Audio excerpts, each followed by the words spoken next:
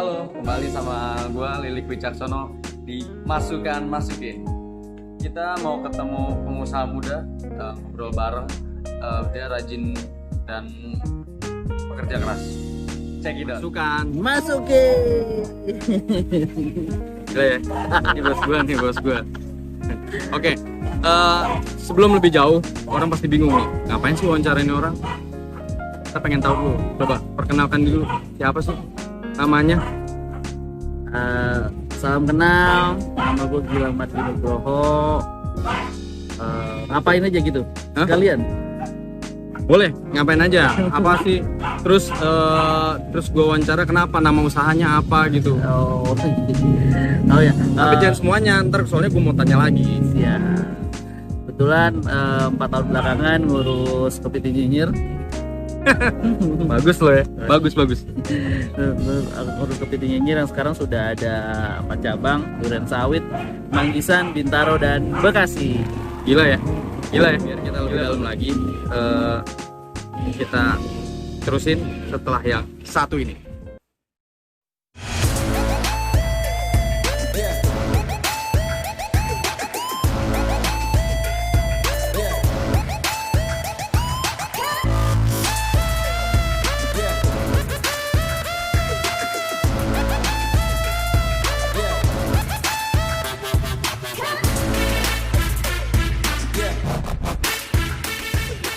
Kita masih ada di Masukin. Bos kita ini. Gua demen nama acaranya, bagus. Tapi lu tahu nggak tagline-nya apa? Nggak tahu. Berasa nggak sih? Berasa. Itu maksudnya. Iya. Kalau yang ngomong kayak sekelas Pevita Pierce boleh juga gitu. Iya. Oke. Sekarang mau pertanyaan berikutnya. Ya. Tadi lu udah bilang kan nama usahanya Kepiting Nyinyir. Udah berjalannya sudah 4 tahun. Tahun ini tahun keempat. Ini tahun keempat. Sekarang gua tanya lagi. Kenapa milih bisnis ini? Bisnis ini tuh maksudnya bisnis kulinernya atau kenapa kepiting? Satu-satu dulu. Pertama kulinernya dulu. Oke. Dari luasnya dulu. Kenapa milih bisnis kuliner? Sebenarnya jawabannya gampang. Karena bisnis kuliner adalah satu-satunya bisnis yang pembayarannya cash. Dengerin. Cash keras, bos. Nggak ada tempo, nggak perlu DP, itu kan orang makan ya bayar, udah gitu simpelnya. Lo dengerin. Nggak kayak mobil yang lainnya. Oke. Next.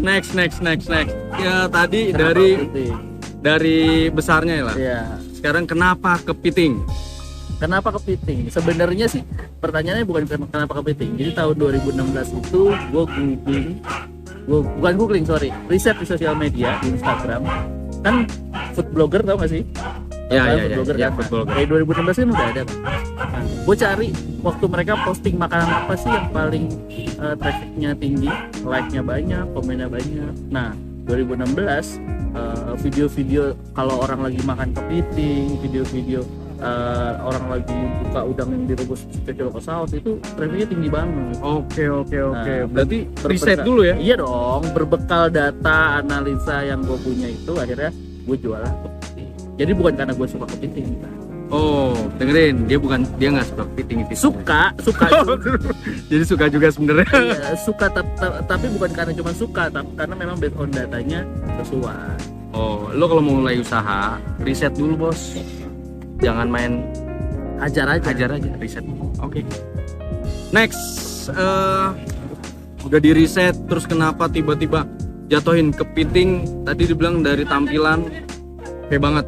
Iya. Orang makan kepiting tuh menggugah selera. Nah, udah selesai riset. Berarti itu ya, kenapa lo jatuhin ke kepiting? Iya. Sekarang gua tanya, ini kan udah 4 tahun. Modal pertama berapa sih? Modal pertama berapa? Gue minta lu tebak dulu. Kira-kira berapa? Kalau lihat dari usaha kayak gini butuh berapa? Ini lumayan mahal.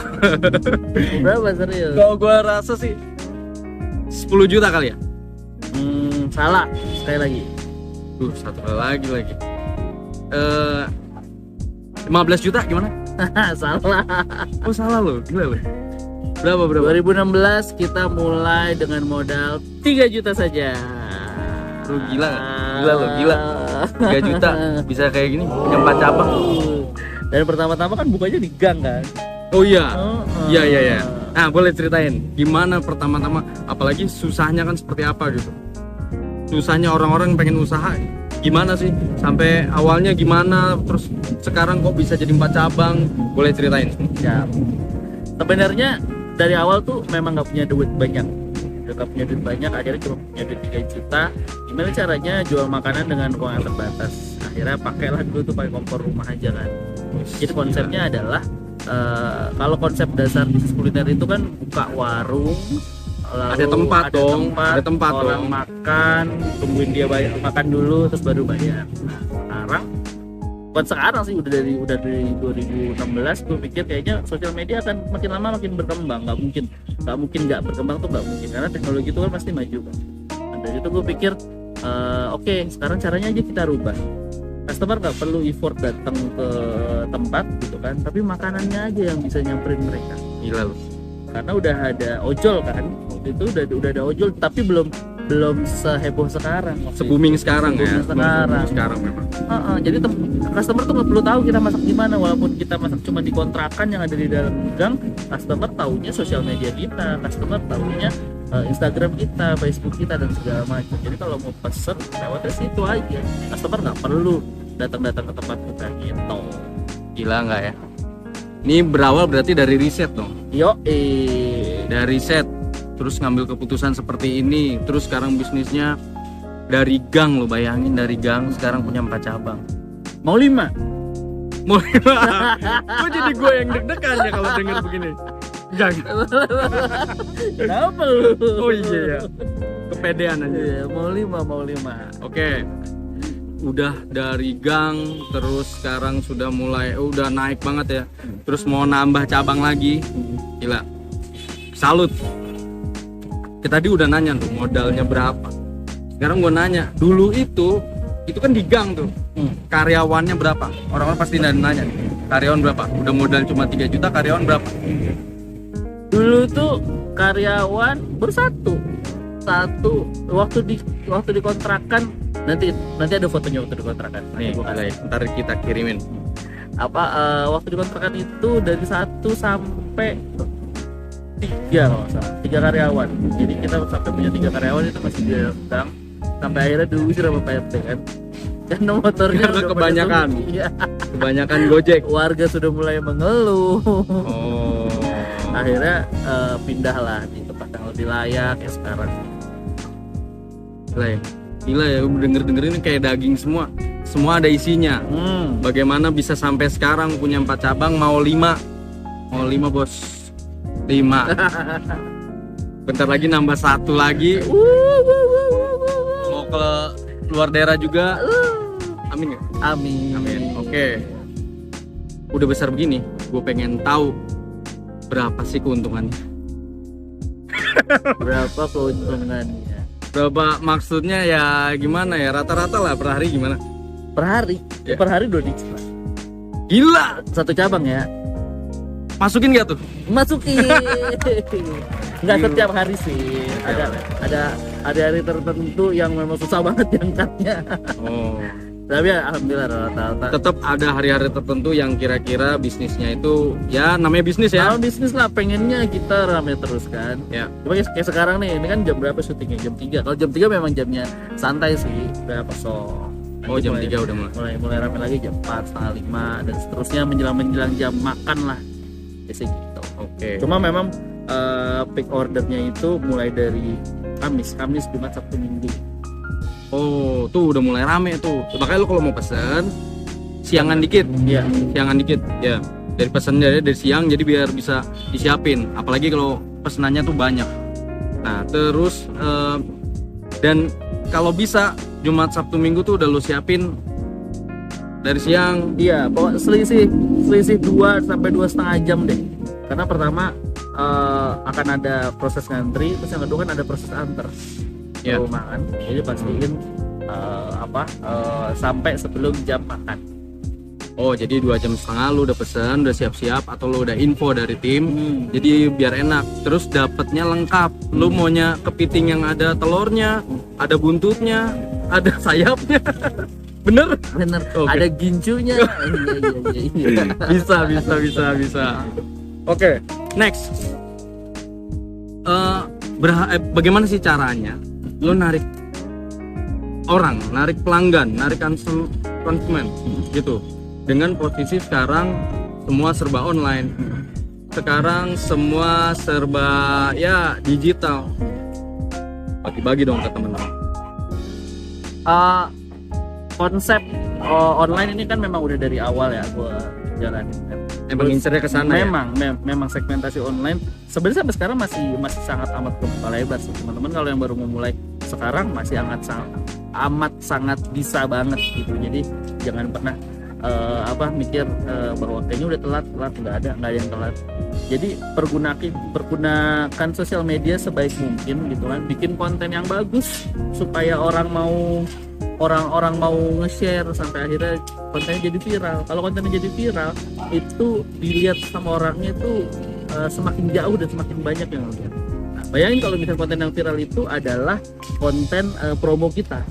Oke. Berarti kan semakin banyak orang yang ngelihat promo kita kan. Iya. Jadi semakin kemungkinan lakunya semakin tinggi ya, kira-kira gitulah. Oke. Ibu. Papa. Lanjut.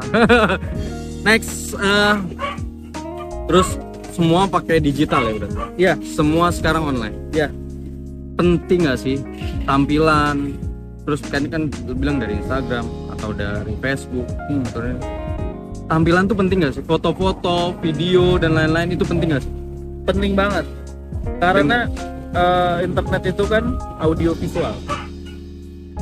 Jadi visualnya harus bagus, audionya harus bagus supaya orang jatuh cinta. Di handphone, misalkan lo lagi main handphone ya, lo lihat buka sosial media, wah ada yang jual apa nih, kepiting nih, tapi fotonya nggak begitu bagus, orang kan nggak akan ngiler. Bener banget. Tapi begitu ngeliat fotonya, fotonya bagus, bikin ngiler nih. Walaupun kita belum tahu ini enak ya, tapi orang tuh udah penasaran duluan. Oh iya. Karena handphone ini kan nggak bisa nyiumin keluar bau kan. Wah enak nih, kita nggak tau. Gitu. Ya, Cuma kalau bener. fotonya bagus, itu dijatuh cinta sama foto dulu. Kayak lo lihat-lihat Instagram, Yeah. ada perempuan cakep Nah, kan, tapi dilihat tampangnya dulu. Iya. Kenapa kasih? Maklum duniawi bos. Iya. Next. Goks gila, goks. Masukin gak tuh? Masukin dong. Apa yang dilakukan untuk menjaga bisnis ini tetap kuat, tetap solid? Apalagi kemarin sempat Covid kan.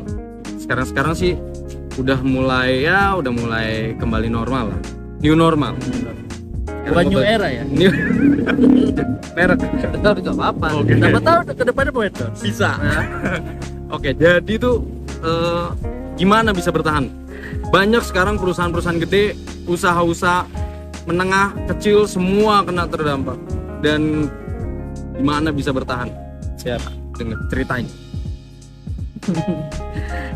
Caranya untuk supaya bertahan. Sebenarnya sehebat apapun brand besar, apalagi brand-brand yang baru, kan sebenarnya pesan gue sih cuma satu sih. Perbaiki hubungan sama customer. Catat. Walaupun di sosial media, tapi personal touch itu penting. Orang kalau komen dibales, orang kalau DM dibales. Kecuali pertanyaan yang berulang ya. Nah, tuh namanya usaha. Kalau ada pertanyaan-pertanyaan, DM lu harus bales. Jangan lu kagak bales. Dibilangnya adminnya males. Terus nggak welcome gitu. Iya, apalagi kalau adminnya sampai galak judes kan, nah itu bahaya banget. Walaupun orang cuma sekedar nanya, sebenarnya tuh orang tuh ya pasti berawal dari nanya. Walaupun ada yang nyebelin nanyanya, ada yang nggak nyebelin, ya itu memang udah bagian dari bagian kerjaan kita kan untuk servis mereka. Tuh, gila ya. Kalau customer service-nya sudah bagus, kalau engagement di sosial media sudah bagus, kalau personal touch ke semua customer-nya bagus, percaya deh, nggak akan ditinggal brandnya. Walaupun banyak brand serupa, cuma orang pasti senang sama brand yang memperhatiin customer. Contoh, lu pasti punya langganan bakso atau mungkin langganan mie ayam atau langganan ketoprak yang jualnya tuh sampai kenal sama lu dan sama keluarga lu. Bener banget. Dan Banyak tuh ya. dan apalagi kalau misalnya lu datang tuh lu cuma bilang bang kayak biasa satu, lu nggak perlu ngomong lagi, dia udah tahu lu dan dia tahu banget lu gimana racikannya dan segala macam. Deket banget berarti ya. Jadi deket. Pertanyaannya, kalau deket kayak gitu apakah lu mikir lagi soal harga? Enggak, harga udah menjadi nomor sekian. Makanya personal touch itu sangat amat penting. Itu juga yang kita lakukan kemarin waktu COVID lagi kenceng-kencengnya di Indonesia, Jakarta khusus. Waduh, temen gue tuh banyak banget kan yang tutup bro. Tutup. Tapi ini masih 4 cabang. Gila nggak? Tutup, apalagi yang di mall kan nggak boleh buka kan. Ya, Waduh, itu parah banget. Di mall udah nggak boleh buka, karyawan dirumahin mungkin ya. Ada yang dipecat juga, lo bayangin. Tapi kalau Alhamdulillah kita malah untung, malah naik salesnya. karena itu tadi ya, kembali ke tadi online. Pertama online, itu kan makanan kita memang sudah terbiasa online. Orang nggak harus makan di tempat, jadi experience-nya terbangun juga gitu online-nya. Terus yang kedua, kita treatment customer-nya bagus. Jadi kita pakai semua database customer selama ini buat ngejapriin, Kak, kita terbuka loh. COVID kayak gini kita tetap buka, malah lagi ada promo dan segala macam. Karena hasil itu yang bikin sales kita malah naik. Semua karyawan nggak ada yang dirumahin satupun, THR full dan seterusnya. Gila loh, keren ya. Gue juga bingung bisa begini nih. Beliau nih kok bisa begini gitu. Kenapa bisa begitu? Terus asal lo tahu, kalau ada di medsosnya dia tuh suka bagi-bagi gitu sama semua karyawannya. Terus sama ya adalah rezeki ya, mungkin ya bagi-bagi. Gue liat di IG-nya, gila rame banget. Terus Gojek juga tetap diperhatiin, Grab Bike juga dia tetap diperhatiin. Jadi yang semua ikut campur dalam bisnis ini ya, semua stakeholder dan yang ngebantu alur bisnis kita dari A sampai Z, kalau bisa kita jaga semua. Jangan sampai lu untung untung gede 1, 2, 3 hari gitu, tapi habis itu orang banyak yang terlukai atau orang malah malas bantuin atau mungkin lu sedikit cheating gitu kan. Nah itu kan jadi kacau. Lebih baik untung lu biasa-biasa aja tapi semuanya senang. Jadi secara sustainnya, secara stabilitasnya juga lebih bagus. Gila ya, gila, dengernya gila. Bayangin kalau doa cuma satu memang berat, tapi ya, ini doa semua orang kolektif. Doanya kolektif, bukan SIM aja ya Pak. Iya. Jangan Pak, itu jauh Pak, jangan bahas-bahas ke situ. Iya. Berat nanti. Dan kontennya ditutup repot. Iya. Jadi gila ya, sampai yang segitu detailnya orang-orang tetap diperhatiin. Selama COVID ini orang juga tetap dijaga. Ya memang banyak sih, banyak yang turun, banyak.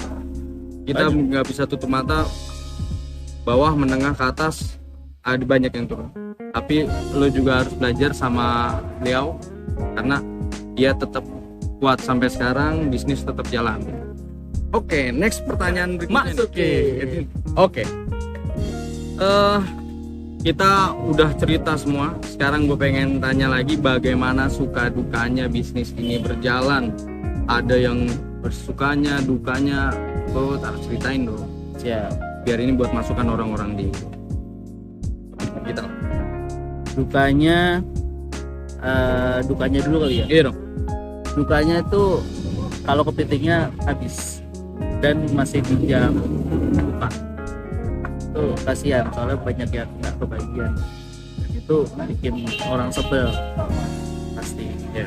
Kadang-kadang ya jam 5 aja udah habis loh. Yang mungkin nggak banyak orang tahu adalah bisnis kepiting itu atau seafood terutama ya kepiting lah, kita bicara seperti kepiting itu nggak ada yang ternak cuy. Jadi kepiting itu ditangkap kayak nelayan gitu. Jadi bayangin suatu saat nelayannya lagi kondangan. Bisa iya, jadi kan? Satu daerah hutan bakau tuh lagi ada kondangan gitu atau lagi di lockdown gitu kan.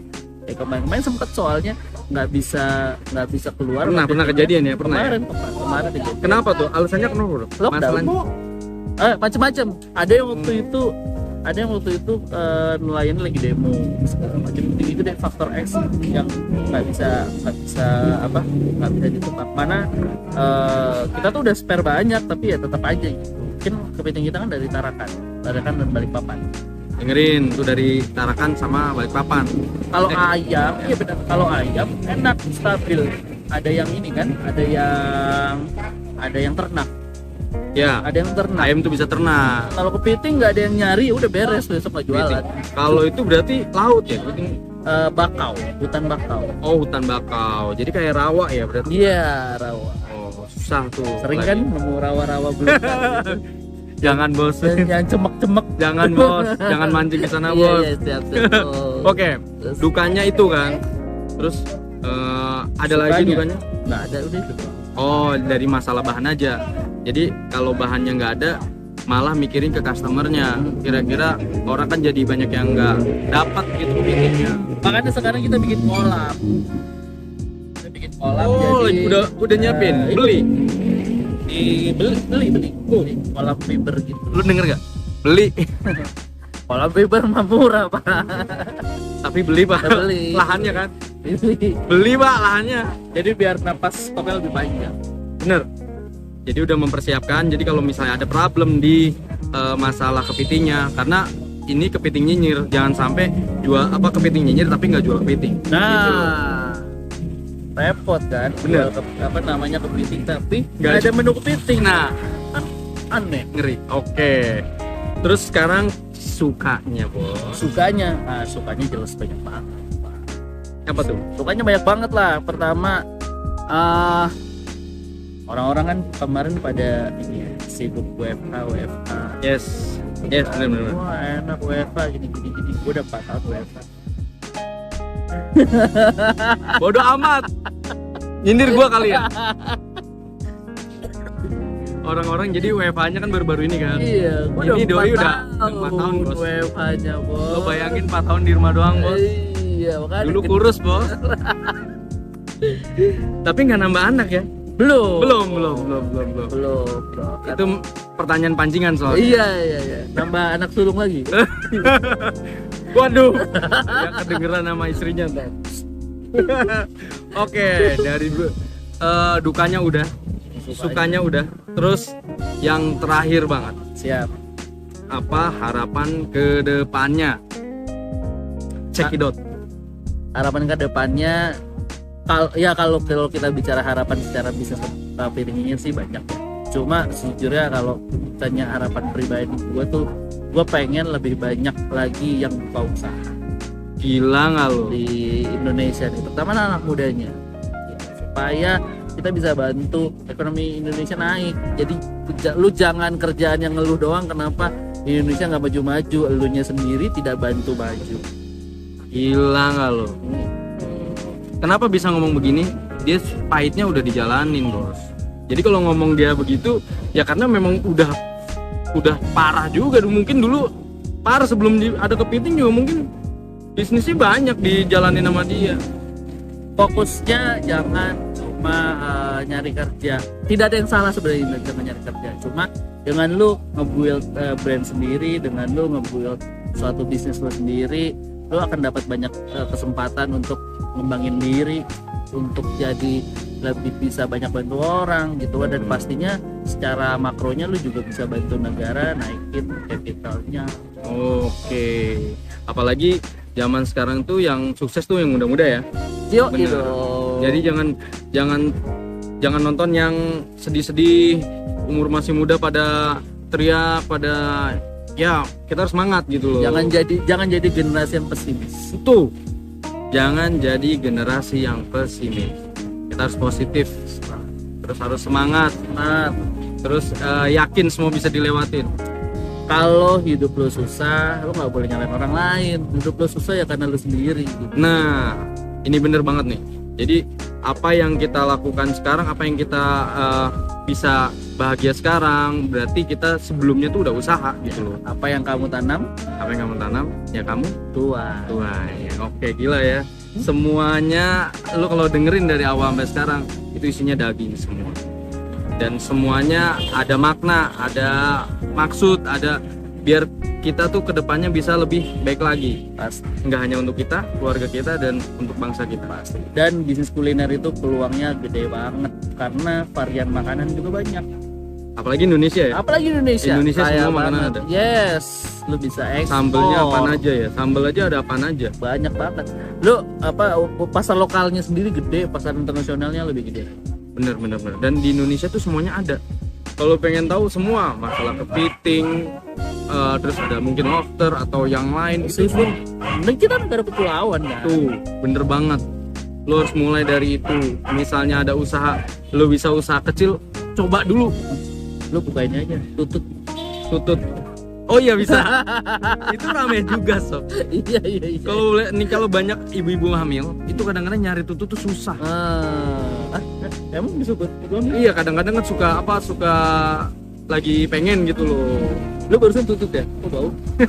Kentut. Oh iya. Gitu. Wah, keren banget. Hari ini jadi dapat pelajaran, orang-orang bisa nonton di konten ini. Dan makasih juga buat Kepiting Nyinyir. Sama-sama untuk masukin dan timnya. Widih, masukin. Pokoknya nanti ini lu juga bisa lihat cabangnya di mana aja. Cabangnya ulang biar orang pada tahu. Duren Sawit, Jakarta Timur, lalu ada Bintaro, Ya. ada Bekasi, Ya. dan ada Kemanggisan. Wangisan. Tuh lihat ada 4 cabang. Akan 5. 5 di mana? Oh, jangan cerita dulu. Oh, nggak dibocorin. Nggak bisa. Oke. Jadi ini karena masukin aja nih wawancara nih, gua jarang mau. tuh, bayangin cuma gara-gara gua tau nggak? Gua orang yang beruntung loh. Beruntung banget. Dari Kolbuzer aja gua nggak datang. Iya. Karena emang nggak diundang nggak. Bodoh amat, masa nggak diundang mau datang? Lu siapa? Iya. Oke. Jadi udah bisa lihat di GoFood, GrabFood, Shopee, Instagram, Facebook. Semuanya ada di situ. Ntar kita kasih deh nomor teleponnya. boleh. Instagramnya juga IG-nya lampirin boleh. nanti boleh. Oh teman-teman kalau yang penasaran tentang Kepiting Nyinyir bisa langsung googling aja.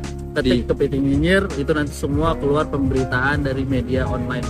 Ya, alhamdulillah kita udah banyak yang ngeliput, jadi teman-teman bisa lihat sih. Semoga yang nonton juga tertular dan langsung bikin usaha Keren. besok harus bikin langsung. Masukin nggak? Masukin. Gila ya. Pokoknya nanti lu bisa lihat di googling ya, lu googling semuanya ada di situ beritanya. Yes. Kepiting Nyinyir tuh sekarang gede banget. Gede banget. Oke. Segitu aja wawancara, ngobrol bareng sih sebenarnya. Wawancara formal banget ya. Jadi ngobrol bareng semua dulu cerita dari awal sampai akhir Kepiting Nyinyir sama bapaknya Kepiting. Oke. Masukin. Thank you. Aduh. Coba ngomong. Tes. Halo. Tes.